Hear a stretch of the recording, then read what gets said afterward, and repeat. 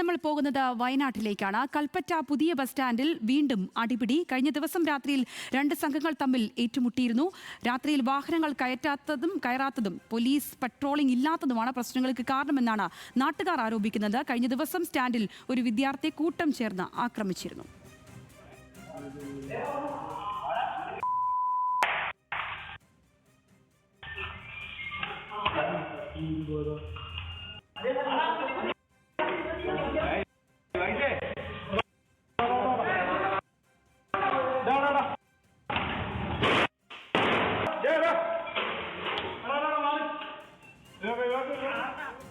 വിവരങ്ങളുമായി വയനാട്ടിൽ നിന്ന് ലിനറ്റ് വർഗീസ് ചേരുന്നു. ലിനറ്റ്, എന്താണ് ഈ അടിപിടിയിലേക്ക് നയിച്ച കാരണങ്ങൾ?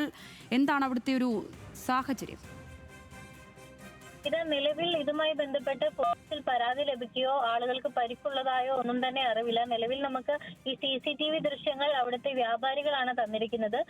കഴിഞ്ഞ രാത്രി 8:15 ഇത്തരത്തിലുള്ള ഒരു സംഭവം കൽപ്പറ്റ പുതിയ ബസ് സ്റ്റാൻഡിൽ ഉണ്ടാകുന്നത്. കഴിഞ്ഞ ദിവസവും ഇതിനു മുൻപും ഇത്തരത്തിൽ വിദ്യാർത്ഥികളൊക്കെ തന്നെ കൂട്ടം കൂടി ഒരു വിദ്യാർത്ഥിയെ ആക്രമിക്കുന്ന സംഭവമൊക്കെ നമ്മൾ റിപ്പോർട്ട് ചെയ്തതാണ്.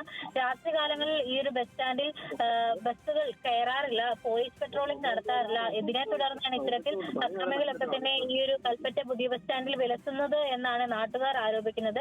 ഇതുമായി ബന്ധപ്പെട്ട് വ്യാപാരികളും പ്രദേശവാസികളും നിരവധി തവണ പോലീസിലും മറ്റ് അധികൃതരിലൊക്കെ തന്നെ പരാതി നൽകിയിരുന്നു. ഇത്തരത്തിലുള്ള പ്രശ്നങ്ങൾ തുടർക്കഥയാകുമ്പോൾ വീണ്ടും ഇനി ഇത്തരത്തിൽ പ്രശ്നങ്ങൾ ഉണ്ടാകാതിരിക്കാൻ പോലീസ് പെട്രോളിംഗ് ശക്തമാക്കണമെന്നാണ് ഇവരുടെ ആവശ്യം. ഇതുമായി ബന്ധപ്പെട്ട് രാത്രികാല പെട്രോളിംഗ് സജീവമാക്കാൻ ഒരുങ്ങിയിരിക്കുകയാണ് കൽപ്പറ്റ പോലീസ്. സംഗീത. ശരി ലിനറ്റ്.